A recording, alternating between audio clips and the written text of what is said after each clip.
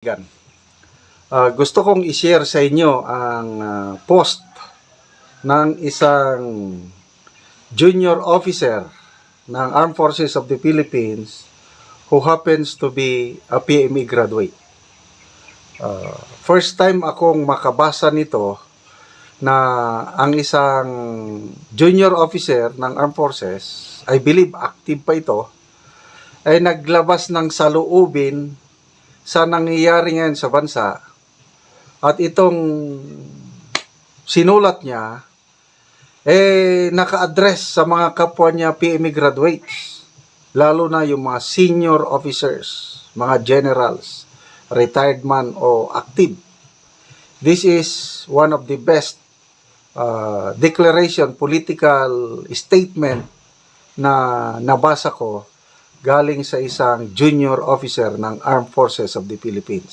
Salamat kay Joey De Bebre.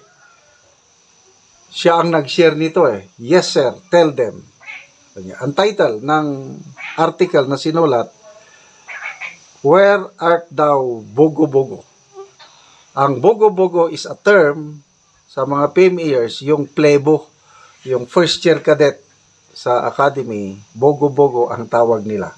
Okay, so basahin ko As a PMA cadet and junior officer, I have always looked up to my upperclassmen.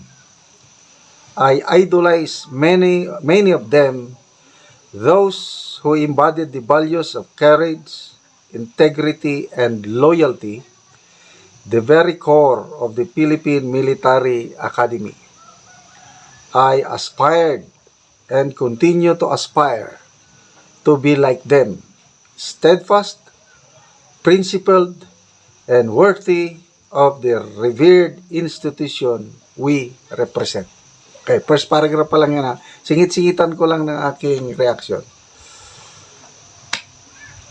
Isa sa regret ko sa buhay, yung hindi ako nakapasok sa PMA at hindi nakapag-graduate doon. Hindi ko alam nung high school pa ko, hindi ko alam na may PMA. Kung maibabalik ko lang ang panahon, ang una kong gustong gawin is pumasok sa PMA, maging kadete at maging PMA graduate. Kasi to me, napakataas ang respeto ko sa mga PMA graduates. Kaya lang, dahil hindi ako pinalad na nag-aral sa PMA, kaya lang, there was a time in my military career na-assign naman ako doon. From 2006 to 2009. Yun, medyo maligayan ako. Kasi kahit hindi ako PMA graduate, more than 3 years ako doon. Okay? So, alam ko yung values ng mga PMAers. Ulitin ko. It's an honor for a family na magkaroon sila ng PMA. Talagang one of a kind, basta PMA graduate ka. Yan ang sa akin Right, tuloy. The PMA motto is not just a set of words. It's a way of life meant to guide our thoughts and actions. We were molded to stand firm in the face of wrongdoing. Stories of PMAers standing their ground, even when it meant opposing powerful forces, filled me with pride.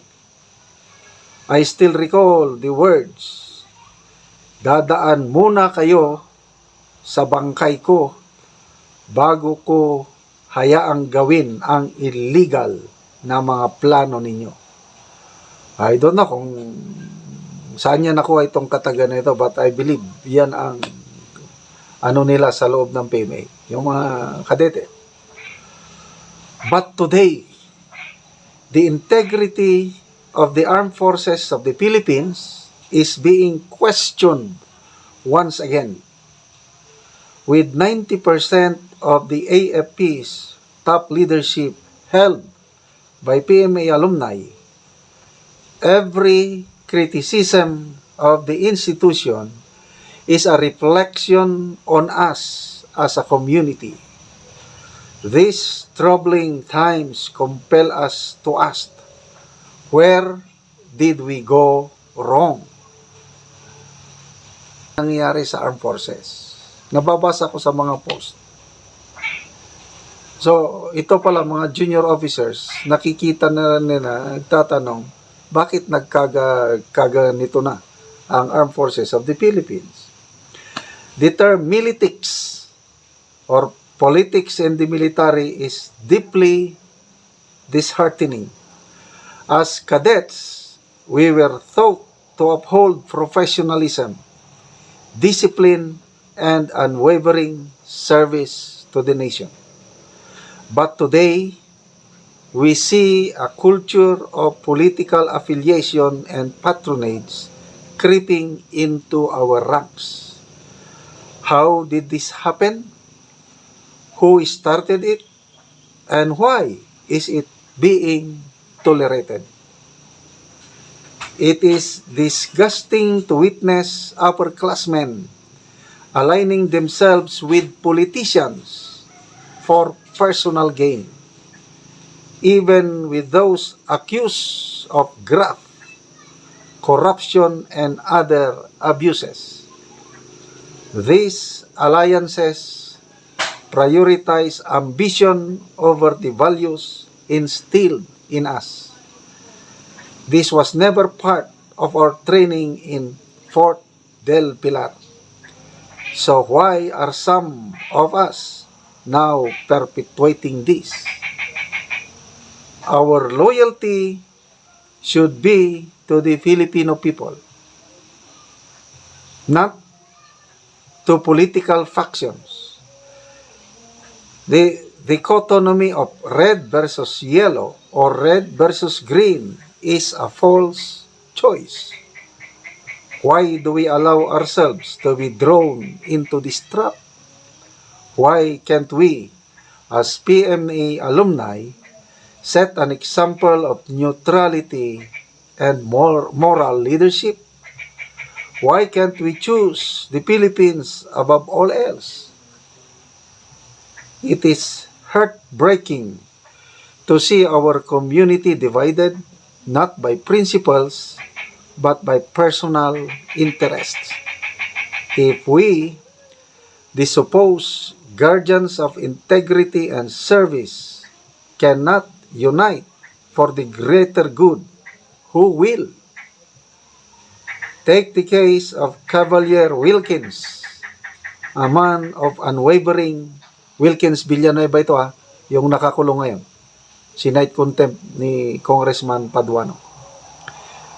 Take the case of Cavalier Wilkins, a man of unwavering principles. He now faces adversity because he dared to stand his ground. And many other PMAers who are men of integrity who were being questioned and challenged by some politicians who do not have an ounce of moral ascendancy in their system. Yet, many of us remain silent, afraid of offending the powers that be. Isn't Mista is thicker than blood supposed to mean something? Or has it been replaced by career self-preservation? Are we now so afraid of politicians or the palace that we've forgotten our own values? The PMA should be more than a career stepping stone. It should produce leaders who put the nation first. If we let this culture of militics and division persist, future generations might see PMA values as mere rhetoric, with personal ambition taking precedence. To criticize is not to destroy. It is to reform. Expressing these grievances stems from a love for our country and our desire to uphold the ideals we were taught.